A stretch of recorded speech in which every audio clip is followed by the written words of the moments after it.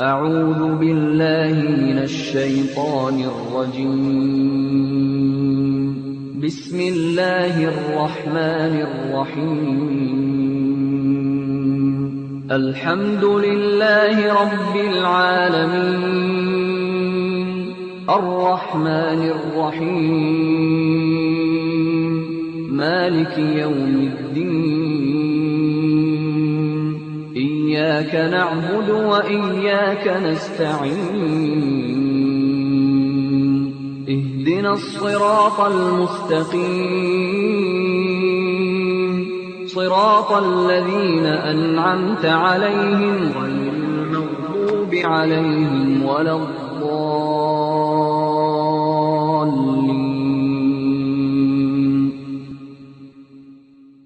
Of Allah, the most compassionate, the most merciful, and may the peace and blessings of Allah be upon His last and beloved Messenger Muhammad, and may the peace and blessings of Allah be upon you all. This episode is entitled The Knowledge Contained Within the Teachings of Prophet Muhammad, may Allah's peace and blessings be upon him. Now, I will show in this episode, God willing, Allah God willing, that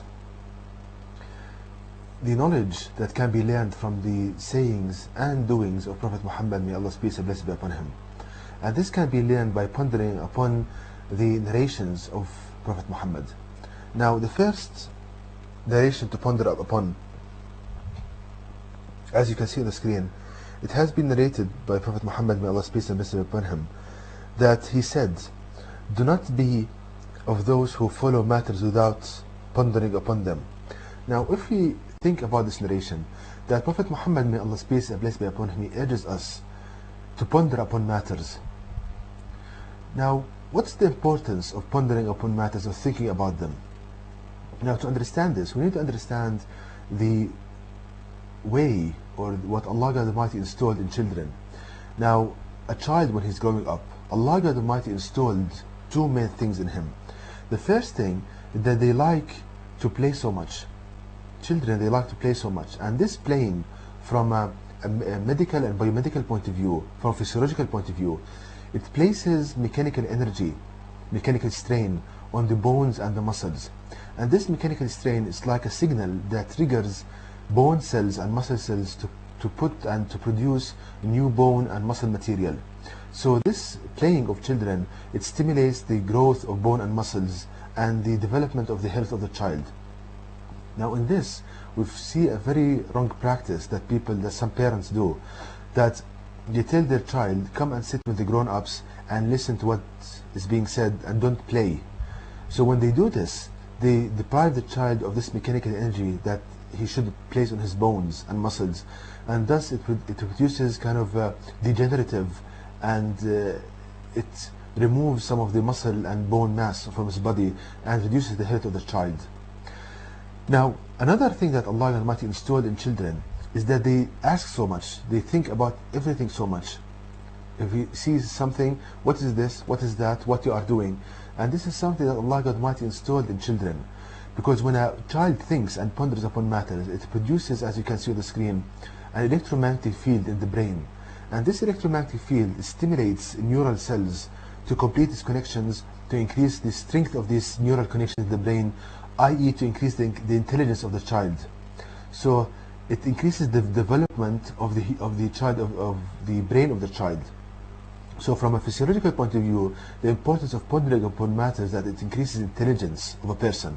So Prophet Muhammad, may Allah's peace and blessings be upon him, he teaches us the importance of pondering, and he teaches us the secret on how to increase intelligence, and that is by pondering and thinking upon matters. And so we see the mercy of Allah God Almighty in sending this Prophet to mankind. Now, in this we see another wrong practice by people, that when so many parents, when their children, they ask them about so many things, they don't answer them, and they tell them to stop doing that. And what this yields, that the child becomes afraid of asking, becomes afraid of thinking about matters, and it reduces the intelligence of the child, reduces the strength of neural connections in the brain. So it's a wrong practice, shouldn't be done. Now, another narration to ponder upon is what you see on the screen. It has been narrated that Prophet Muhammad, may Allah's peace and blessings be upon him, said, "The stars are objects that bring safety to the heavens, and if they go, then the promised decree will come to the heavens, and I am safety to my companions, and if I go, then the promised decree will come to them, and my companions are safety for my nation, and if they go, then the promised decree will come to my nation."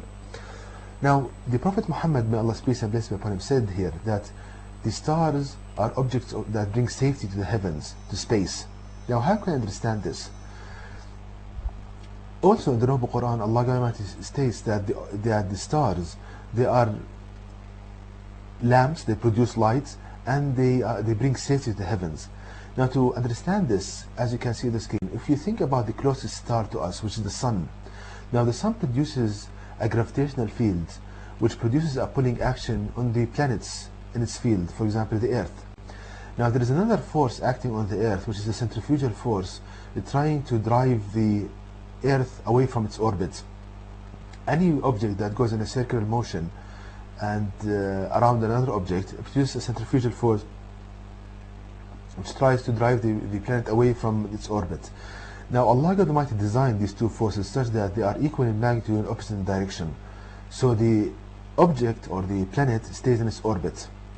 So we see that the stars, they bring safety to the heavens, that they maintain the positions of the objects in space.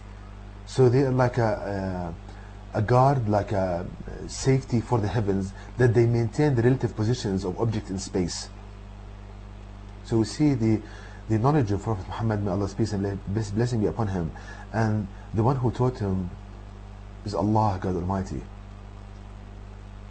Because Prophet Muhammad, may Allah's peace and blessing be upon him, he couldn't read or write. So Allah God Almighty taught him all of this as a proof to his prophethood, and as mercy to all that exists. Because knowledge is light and knowledge is mercy to people. Now, we continue in the narration when Prophet Muhammad, may Allah's peace and blessing be upon him, said, "And if they go, then the promised decree will come to the heavens. If the stars go, then the promised decree will come to the heavens." From pondering upon this, we realize that the stars, they have a beginning and an end. So Prophet Muhammad teaches us here that the stars, they have a beginning and an end, like a human. And this is what's proven now, that the recently proven that the stars, they have a beginning and an end, like a life cycle of a person.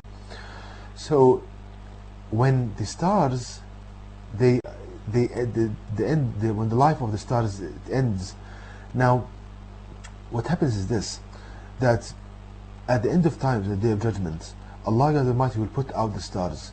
How is that?